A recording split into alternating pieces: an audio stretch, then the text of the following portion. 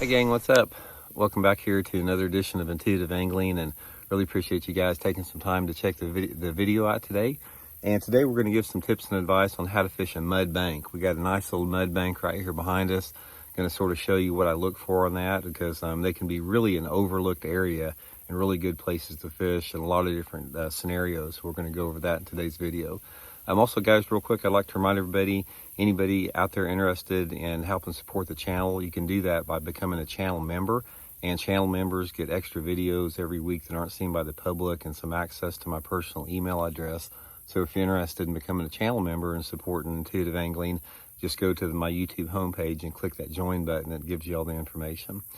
Okay, so guys, I'm going to show you this mud bank here, and we're going to talk a little bit about it. So here we go. Okay, guys, here's a nice little mud bank right here, and you can see it's just got that's what it is. Just got mud and some sticks and some leaves on it there. Not much, to it. Doesn't look that appealing. But guys, these mud banks right here can be some of the top areas to fish because they get overlooked. And one of the things that makes a mud bank really good is a lot of times the crawfish will burrow into this mud here. So keep an eye out for the holes in the mud. And anytime that you see some holes next to the mud there, that's a really good place to flip and pitch a jig, just on the bare mud bank there. Never overlook that. Always keep an eye out for that. And also another thing about the mud areas here, a lot of times there's going to be some type of a cover like logs or some isolated wood that may be underneath the water, and that is like a bonus if you can find that.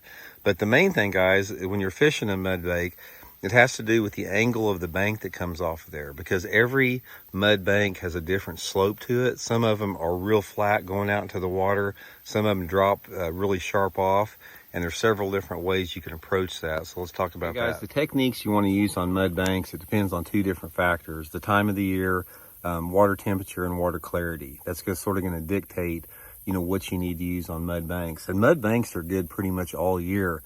Even in the wintertime. I mean, fish will get on mud and clay banks even in the winter under the right conditions. So here's my general rule of thumb with that. If I'm fishing mud banks when the water temperature is pretty cool, say under 55 degrees, one of my favorite baits for that is a flat-sided crankbait. I just get on those mud banks, cover water with that flat-sided crankbait, try to target that 2 to 5 foot zone, especially if the water visibility is like under 3 feet. If the water is over 3 feet in that same scenario, a jerkbait's hard to beat. A jerkbait covers a lot of water. It pulls fish from a great distance if you have that clear water. And then you can sort of like get out off the bank a little bit, try to maybe find some drops out off that mud bank.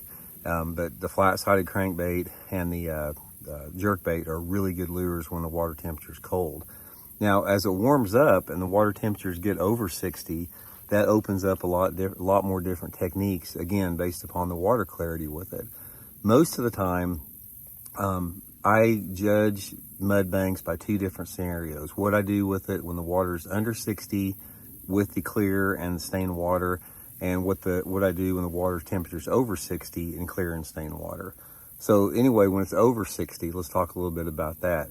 If it's over 60 and you've got dirty water out there, my two favorite baits for them is a square bill crankbait and probably a chatterbait, especially if that water visibility is like between that 1 to 2 foot range. Again, you can cover a lot of water with those baits. They pull the fish from a long distance.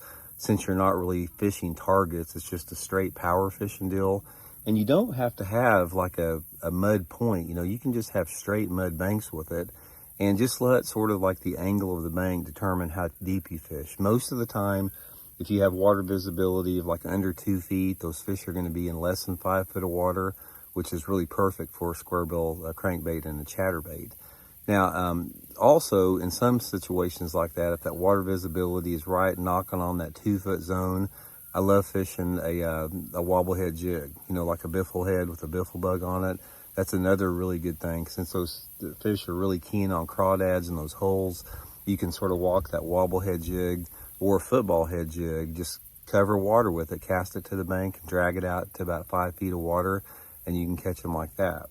Now, if the water is warm and a little bit cleaner, the two techniques I like to use are some type of a topwater lure, whether it be a walking topwater, a chugger, something like that, and some type of a soft plastic stick bait, like a fluke, something I can cover water where I can draw those fish from a long distance away. And another good way to catch them too is right around, if that water temperature has just gotten over 60, like say in April and May, just going down a mud bank with a wacky rig or shaky head's a good way to catch them. A shaky head is a really good way to catch them on mud banks, especially if those fish are sort of in that 5 to 10 foot range. But the main thing, guys, is don't overlook them. Everybody does because they don't look good. Most mud banks don't have anything on them, but a lot of times the fish will gravitate to those mud banks simply to get away from the fishing pressure. So anyway, hope it helps out. We'll talk later.